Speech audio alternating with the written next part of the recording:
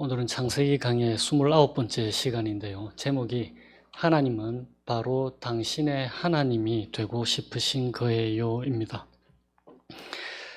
제가 만일 여러분들에게 하나님이 누구이신가 라고 여쭙는다면 여러분들은 뭐라고 말씀하시겠습니까? 수년 전에 아버지 학교를 제가 참석을 했었는데 거기에 숙제를 하나를 줘요. 뭐냐면은 아내가 사랑스러운 이유 20가지. 그런데 그거 20가지 적는 게 그렇게 어렵지 않았습니다. 왜냐하면 제가 제 아내를 잘 알기 때문에. 그러니까 머리로 공부해서가 아니고 경험으로 아는 거잖아요. 하나님이 사랑스러운 이유 20가지를 적으라고 한다면 여러분들은 무엇을 적으시겠습니까? 하나님이 어떤 분이신지 머리로만 아니고 경험으로 알기 때문에 우리는 거기에 20가지 이유를 큰 어려움 없이 적을 수 있을 거예요. 하나님은 성경을 통해서 우리에게 자신을 계시해 주셨습니다. 그런데 그냥 단지 글로만 계시해 주신 것으로 끝나는 것이 아니고 그분의 영, 성령 하나님께서 성경에 계시된 하나님을 삶을 통해서 우리가 경험으로 그 하나님을 알 수 있도록 이끌어 주신단 말이에요. 그래서 우리가 하나님이 누구이신지 어떤 분이신지 우리의 머리와 마음을 통해서 경험으로 말할 수 있게 되는 것입니다.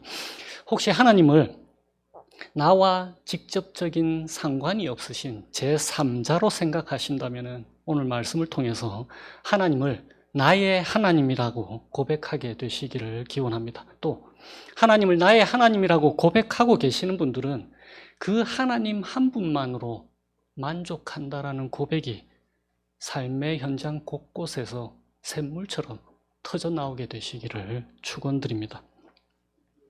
오늘 본문에서 드디어 야곱과 에서가 20년 만에 만납니다. 에서가 400명의 장정들을 이끌고 나타나는 거예요. 저기 앞에서 다가올 때 얼마나 긴장이 됐겠습니까?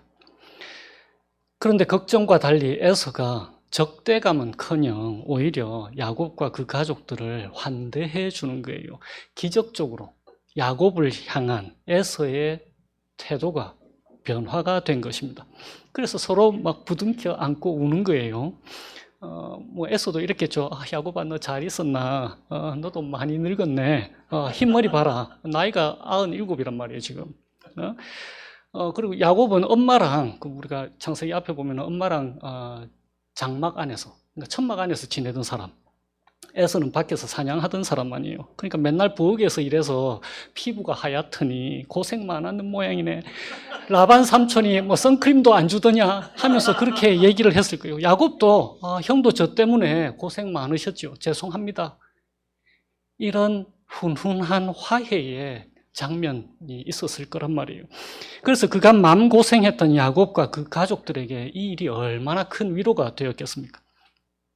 그런데 이런 하나님의 보호하심 아래 나타난 극적인 화해의 원인이 어디에 있습니까?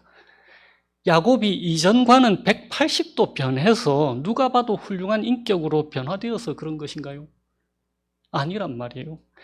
본문의 야곱의 변화된 모습은 잠시 뒤에 살펴보겠지만 여전히 변화되지 않은 모습 역시 갖고 있어서 우리가 본받고 싶을 만큼 그리 성숙된 모습은 아닌 거예요.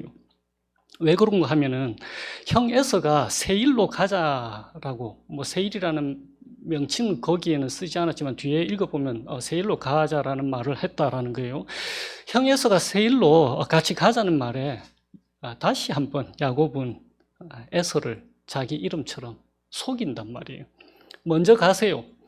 가축과 자식들의 걸음대로 천천히 세일로 가서 형 에서 찾아뵙겠습니다 라고 말하고는 어디로 가냐면은 숫곳으로 가는 거예요. 방향을 틀어서. 숫곳에서 세일까지는 120km입니다.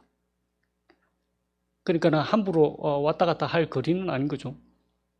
숫곳은 요단강을 두고 동쪽 편에 있습니다. 거기에서 숫곳에서 집을 짓고 가축의 우리간이 가축의 우리를 얘기하는 거예요. 그러니까 가축의 우리를 짓고 거기 눌러 앉아서 살고 있는 거예요. 그리고 잠시 살다가 오늘 본문에 보면은 요단강을 건너서 요단강의 서쪽 편에 세겜으로 가서 장막을 쳤다라고 기록이 되어 있는 거예요.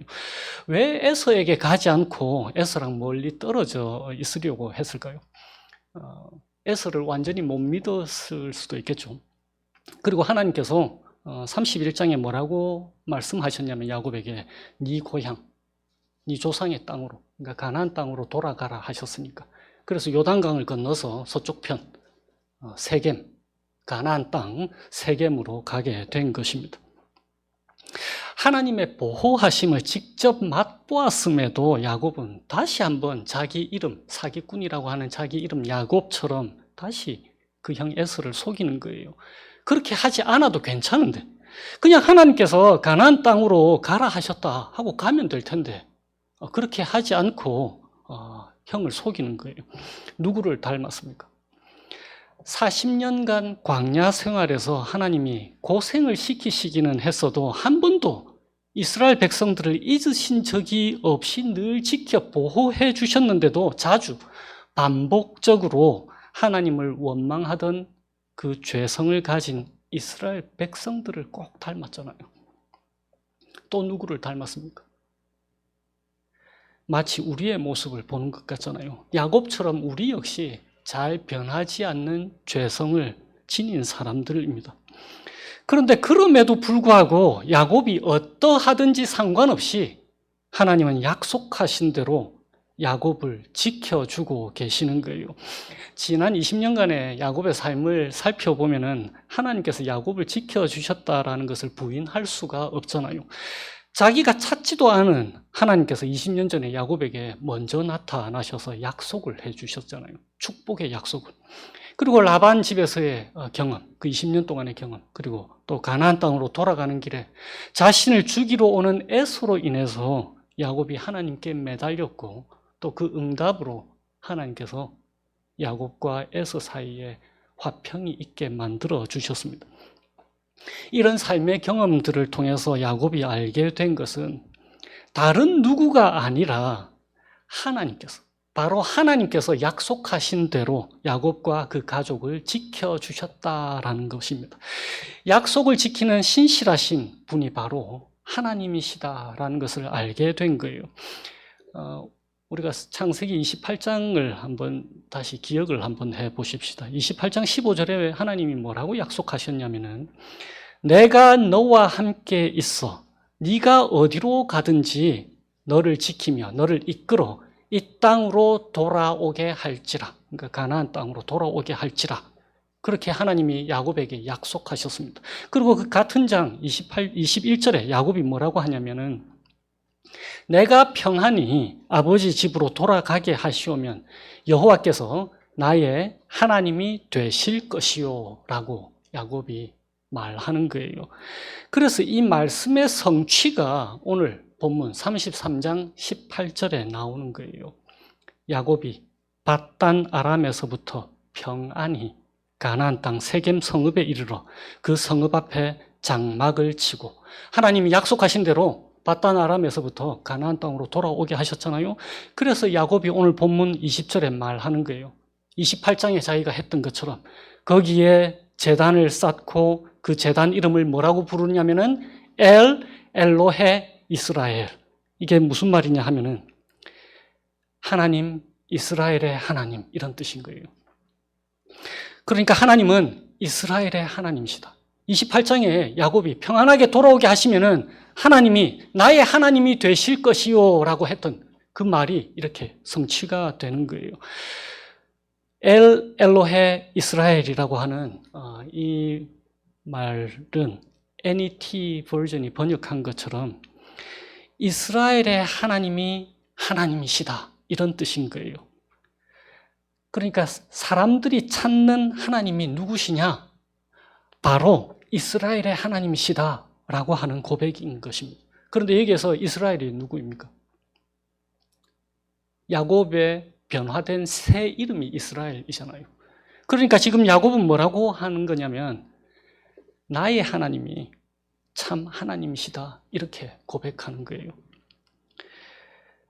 가나안 사람들이 섬기는 세상 신들이 많이 있지만 세상에 유일한 신이 한 분 계시는데 그분이 누구냐? 바로 나의 하나님이다 라고 고백하는 것입니다. 하나님이 죽은 신, 만들어낸 신이 아니라 참으로 살아계신 분이시다. 힘없이 살아계신 분이 아니시고, 그러니까 이렇게 나약하게 살아계시는 그런 분이 아니시고, 온 세상과 만물, 사람들까지도 친히 다스리시고 통치하시는 분이시다라는 것을 하나님께서 야곱에게 알게 해 주신 다음에 나타난 고백으로 이 고백을 야곱이 드리는 거예요. 나의 어떠함에 따라서 변덕을 부리는 그런 신이 아니라 처음부터 끝까지 변함없이 신실하신 분이심을 야곱이 고백하고 있는 것입니다. 야곱도 양심이 있는 사람이라면 자신이 어떠한 사람인지 누구보다 잘 알았을 거 아니에요. 그런 야곱에게도 하나님이 신실하셨다라는 뜻으로 드리는 고백인 것입니다. 야곱이 단지 말로만 고백하는 게 아닙니다. 오늘 중요한 말씀이 한 가지 있는데 번역이 아주 아쉬운 번역입니다. 10절에 한번 보세요. 10절에 야곱이 에서에게 뭐라고 하냐면 이 예물을 받으소서라고 하잖아요. 여기서 이 예물은 말 그대로 선물입니다. gift. 선물을 얘기하는 거예요. 그런데 11절에 예물을 받으소서 똑같은 단어잖아요. 한글 성경, 영어 성경도 마찬가지예요. 여기서 예물로 번역된 히브리 단어는 정확하게 번역하면 축복이에요. 축복. 그러니까 앞에 10절에서는 이 예물을 받으소서에서는 그냥 그야말로 선물이에요. 예물. 그런데 11절에 예물을 받으소서라고 할 때 그때의 그 예물에 쓰인 단어는 축복이에요. 내가 형님께 드리는 나의 축복을 받으소서라고 번역이 되어야 맞는 번역입니다. 그러니까 이 말은 무슨 뜻이냐면 형에게서 빼앗은 축복을 돌려준다라는 뜻인 거예요. 이 축복이라는 단어, 이 예물을, 그러니까 11절에 번역된 이 예물을 받으소서, 이 축복을 받으소서, 그 축복이 창세기 1장부터 축복 혹은 하나님이 인간에게 복을 주신다 할 때에 쓰인 그 똑같은 단어인 거예요. 그러니까 하나님이 인간을 축복하신다라고 할 때의 그 의미로 야곱이 에서에게서 빼앗았던 그 복을 에서에게 돌려준다라는 뜻인 거예요. 왜 그렇게 되었을까요? 지난 20년의 삶을 통해서 야곱으로 하여금 물질의 풍요로움이 하나님이 말씀하시는 복이 아니다라는 거예요. 다른 사람과의 관계를 엉망으로 만들 만큼 물질의 풍요함이 중요하지 않음을 야곱이 알게 된 거예요. 그래서 무엇보다 축복이라고 하는 것은 복의 근원이신 하나님을 나의 주, 나의 하나님이라고 고백하게 되는 것. 바로 그것이 하나님이 원하시는 궁극적인 축복이라는 것을 야곱이 그의 삶을 통해서 오늘 본문 20절에서 엘로헤 이스라엘, 자기 이름을 넣어서 그렇게 고백하는 거예요. 그래서 야곱은 20년 전 자신이 에서에게서 빼앗았던 축복을 에서에게 다시 돌려주는 거예요. 그리고는 야곱이 자신의 인생의 고백을 하는 것입니다. 제단을 쌓아서 하나님을 예배하고는 그 제단 이름을 엘로헤 이스라엘이라고 부르는 거예요. 출애굽한 이스라엘 백성들은 이제 곧 가나안 땅에 들어갈 거예요. 그런데 그들의 하나님이 바로 이스라엘의 하나님이시잖아요. 야곱의 새 이름을 그대로 물려받은 이스라엘 백성들이잖아요. 가나안 땅에 사는 사람들은 그들과 적대 관계가 될 것입니다. 마치 에서가 야곱을 대적하였듯이. 그때 하나님께서 말씀하시는 거예요. 사람들이 혹 너희를 대적한다 할지라도 절대로 염려하지 말아라. 내가 너희의 하나님이다 라고 말씀하시는 거예요. 너희가 내 손 안에 있다. 내가 지켜준다. 상대가 누구든 내가 너희를 지켜줄 것이다 라고 말씀하시는 거예요. 마치 에서의 손에서 야곱을 지켜내셨던 것처럼 말이에요. 세상을 살다 보면은 세상 사람들이 하나님을 대적하고 그의 자녀들을 대적하게 되어 있습니다. 우리의 삶이 녹록치가 않아요. 마지막 날 하나님께서 세상을 완전히 회복시키기까지 계속 우리를 대적하는 일들이 생길 것입니다. 세상의 가치관은 자주 성경이 말하는 하나님의 생각과 다르잖아요. 낙태나 동성애 얼마나 우리랑 다릅니까? 심지어 사랑이라는 그 단어조차도 얼마나 자기 중심적으로 세상 사람들이 사용합니까? 사랑이라는 단어 자체가 자기 자신을 향할 수 없는데 말이에요. 때때로 세상이 우리를 향해 비난할 거예요. 도대체 너희들은 왜 그리 꽉 막혔냐? 너희만 잘났냐? 라고 하잖아요. 그때 하나님께서 말씀하시는 거예요. 예수님께서도 친히 말씀하셨습니다. 마태복음 10장에 몸은 죽여도 영혼은 능히 죽이지 못하는 자들을 두려워하지 말고 오직 몸과 영혼을 능히 지옥에 멸하실 수 있는 그분을 두려워하라. 참새 2마리가 한 아사리온에 팔리지 않느냐. 그러나 너희 아버지께서 허락하지 아니하시면 그 하나도 땅에 떨어지시 아니하리라. 그렇게 말씀하셨잖아요. 시편 기자도 마찬가지입니다. 여호와는 내 편이시라. 내가 누구를 두려워하겠냐? 사람이 내게 어떻게 하겠느냐? 우리 주 예수 그리스도로 인해서 하나님께서 우리 편이 되신 거예요. 변하지 않으시는 그 하나님께서 우리 편이 되신 거예요. 우리가 하나님의 보호하심을 영원토록 받게 되어 있습니다. 그래서 우리 역시 야곱이 했던 고백을 하게 해주시는 거예요. 하나님, 나의 하나님이라고 말이에요. 이러한 고백을 하게 하신 경험을 갖고 계십니까? 야곱이 97세의 나이에, 오늘날 나이로 환산하면 대략 지난주에 말씀드린 것처럼 65세쯤 되었을 거예요. 은퇴의 시점입니다. 야곱이 인생 고백을 은퇴 시점에 그렇게 하는 거예요. 이정표를 세우는 거예요. 중대 사건으로 기록해 놓는 것입니다. 이런 경험들이 혹시 있으십니까? 만일 누구든지 이런 경험이 없다면 하나님께서 내게 구하라 라고 오늘 본문을 통해서 외치시는 것입니다. 네가 어떤 사람이든지 내게 나아오는 사람을 내가 2팔 벌려서 따뜻하게 맞아줄 것이다. 야곱 같은 사람에게도 내가 은혜와 진리를 베풀지 않았느냐? 그래서 내게로 오라라고 우리를 초청해 주시는 거예요. 그래서 우리 역시 야곱이 했던 고백을 하게 해 주시는 것입니다. 하나님, 나의 하나님이라고 말해요. 하나님은 이 고백이 우리에게서 터져 나올 때까지 일하시는 것을 절대로 멈추시지 않으실 거예요. 나는 너희의 하나님이 되고 너희는 나의 백성이 되게 하려고 애굽에서 너희를 이끌어냈다라고 말씀하셨잖아요. 예수를 믿으면은 복을 받게 되어 있습니다. 예수를 믿게 된 것 자체가 세상에서 가장 큰 복이잖아요. 그래서 우리는 이미 성공한 삶을 살고 있는 거예요. 우리는 대단히 형통한 삶을 살고 있는 것입니다. 이 이상 더 필요한 것이 있을까요? 없잖아요. 좀 고생스러운 것은 많을 거예요. 그런데 그것은 잠깐입니다. 영원한 것이 우리를 기다리고 있잖아요. 그런데 복을 오해해서 예수를 믿으면, 그래서 하나님 말씀대로 살면 만사가 형통할 것이라고 생각하시는 분들이 간혹 계십니다. 그래서 일이 잘 안 풀리면 하나님 말씀대로 살지 않아서 그런가 보다. 일이 잘 풀리면 내가 뭔가 하나님한테 잘한 게 있나 보다.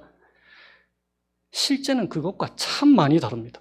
왜냐하면 하나님께서 너희가 형통할 것이다, 내가 너희에게 복을 준다라고 하실 때 그 형통이라는 단어의 의미를 우리가 사용하는 단어의 의미와 다르게 사용하시기 때문에 그런 거예요.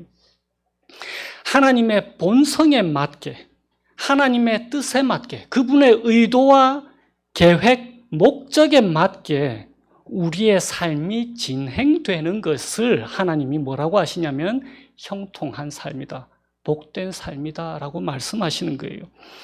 우리 대부분은 부모잖아요. 자녀가 무슨 일이든 형통한다. 어떤 의미로 그렇게 사용하십니까? 사기를 쳐도 모든 게 잘 된다라고 생각하시는 분이 어디 있어요? 부모인 우리는 자녀가 고생도 해보고 아픔도 겪고 힘든 일 견뎌내는 경험들 갖기를 원하잖아요. 그것을 형통이라고 우리도 말하잖아요. 마찬가지인 거예요. 하나님께서는 우리가 만사 형통할 것을 모든 일이 우리 뜻과 소망대로 잘 될 것이다 라고 말씀하신 적이 없으십니다. 오히려 모든 일이 우리 뜻과 소망에 반하더라도 하나님의 뜻과 목적에 따라서 진행되고 이루어지는 것을 말씀하신 거예요. 단적인 예가 우리 주 예수 그리스도시잖아요. 아무 잘못 없이 고난받으시고 죽으셨잖아요. 그것이 우리의 삶의 모습이 될 수 있다라고 하나님이 말씀하시는 것입니다. 그런데 그것을 뭐라고 하냐면 형통한 삶이다라고 말씀하시는 거예요. 하나님의 뜻대로 사는데 일이 잘 풀릴 때도 자주 있습니다. 그런데 애매하게 고난당하고 어려움에 처해지는 일도 자주 있는 거예요. 그것이 형통이라고 말씀하시는 거예요. 그러니까 중요한 것은 삶의 형편이 잘 풀리는지 잘 풀리지 않아서 어려움에 처하는지가 아니고 우리의 삶이 하나님의 뜻과 계획과 목적에 맞으면 그 삶은 형통한 삶이 되는 것입니다. 하나님과 상관이 없으면 삶의 형편이 잘 풀리더라도 그것은 형통이 아니고 불통이 되는 거예요. 바로 오늘 본문에 나오는 야곱 이야기를 통해서 하나님께서 우리에게 들려주시는 것이 바로 이것입니다. 하나님께서는 야곱에게 복을 주겠다라고 약속하셨잖아요. 그런데 야곱의 삶은 대체로 참 고달픈 삶이에요. 평안할 날이 없는 삶인 거예요. 그런데 그런 야곱의 삶을 하나님께서는 뭐라고 하시냐면 복된 삶이다라고 하시는 거예요. 왜? 마침내 오늘 본문 마지막 절에 야곱의 입에서 하나님이 나의 하나님이시다 라는 고백이 터져 나왔잖아요. 그래서 그의 삶이 복된 삶인 거예요. 우리 역시 마찬가지입니다. 내가 하나님의 소유가 되는 것이 최고의 복인 거예요. 하이델베르그 요리문답 가장 중요한 질문이 무엇입니까? 너의 유일한 위로가 무엇이냐? 사나 죽으나 너의 유일한 위로가 무엇이냐라고 물을 때에 답이 무엇입니까? 내가 나의 신실하신 구주 예수 그리스도의 것입니다. 내가 그분께 속해 있습니다. 라는 대답이잖아요. 모세오경 시작부터 창세기 처음 시작부터 우리는 이 주제를 얘기해 왔습니다. 약속의 땅 가나안으로 들어가는 여정에서 모세오경이 말하는 바는 약속의 땅을 소유하는 데 있지 않는 거예요. 모세오경의 마지막 책 신명기가 끝나도록 이스라엘 백성들은 약속의 땅 가나안 땅에 들어가지도 못해요. 가나안 땅이 그들 소유가 되지 않습니다. 모세오경에서 약속의 땅을 소유하는 데 있는 게 아니고 이스라엘 백성이 하나님의 소유가 되는 것에 있는 거예요. 그것이 하나님이 우리를 향한 목적이면서 동시에 목표인 거예요. 이 목표와 목적을 이루기 위해서 하나님께서 흑암의 그늘에 앉아있던 우리에게 인간의 몸을 입고 찾아오신 거예요. 지금도 하나님은 하나님의 섭리와 계획대로 쉬지 않고 우리를 위해 일하고 계십니다. 그래서 우리 각자가 마침내 이렇게 고백하게 하시는 거예요. 저의 경우는 엘 엘로헤 제복이 그 고백을 하게 하시는 거예요. 그러므로 우리의 삶은 어떠한 형편에도 소망이 있는 것입니다. 설사 우리는 이 땅에서 우리가 어릴 때 가졌던 꿈을 이루지 못할 수 있을 거예요. 설사 우리는 우리의 삶이 내 계획과 뜻대로 안 될 때가 자주 있을 거예요. 그만 살고 싶을 때도 자주 있을 것입니다. 그럼에도 우리에게 변치 않는 소망이 하나 있는데 그것은 우리의 계획과 목표, 꿈은 실패한다 할지라도 우리를 향하신 은혜로우신 하나님의 계획과 뜻과 목표와 목적은 절대로 실패하는 일이 없다라는 거예요. 어떤 계획과 꿈을 말하는 것입니까? 우리가 하나님을 나의 하나님이다 라고 진심으로 부를 수 있도록 이끌어 주시겠다는 거예요. 거기에 우리 소망이 있는 것입니다. 오직 그것만이 영원할 것이기 때문에 그런 거예요. 그 보증으로 우리 주 예수 그리스도께서 이 땅에 오셨고 그리고 그의 영, 성령 하나님을 우리에게 보내주신 것입니다. 이 하나님과 친밀한 교제 나누시면서 동행하시는 한 주의 삶 살게 되시기를 주님의 이름으로 축원드립니다. 시편 89편으로 기도하겠습니다. 살아계신 하나님, 저희가 주님의 인자하심을 영원히 노래하며 주님의 성실하심을 저희의 입으로 대대에 알게 하겠습니다. 저 구름 위 하늘에서 능히 주님과 비교할 자 누구며 신들 중에서 주님과 같은 자 누구이겠습니까? 하나님은 거룩한 자의 모임 가운데에서 매우 무서워할 이시며 둘러있는 모든 자 위에 더욱 두려워할 이십니다. 주 만군의 하나님이여, 주님과 같이 능력 있는 이가 누구입니까? 주님의 성실하심이 주님을 둘러싸고 있습니다. 주께서 바다의 파도를 다스리시며 그 파도가 일어날 때에 잔잔하게 하시나이다. 하늘이 주의 것이요 땅도 주의 것입니다. 세계와 그 중에 충만한 것을 주님께서 친히 건설하셨습니다. 남북을 주께서 창조하셨으니 만물이 주의 이름으로 말미암아 즐거워합니다. 즐겁게 소리칠 줄 아는 백성은 복이 있으니 주님, 그들이 주의 얼굴빛 안에서 다닐 것입니다. 주님께서 친히 저희에게 말씀하셨습니다. 내 손이 너희와 함께하여 견고하게 하고 내 팔이 너희를 힘이 있게 하리로다. 나의 성실함과 인자함이 너희와 함께하리니 내 이름으로 말미암아 너희의 불이 높아지리로다. 이 말씀이 저희들 각 사람의 인생에서 경험되게 하여 주세요. 그래서 저희 각 사람이 주님을 일컬어 주는 나의 아버지시요 나의 하나님이시요 나의 구원의 바위시라라고 고백하게 하여 주시기를 예수님의 이름으로 기도합니다. 아멘.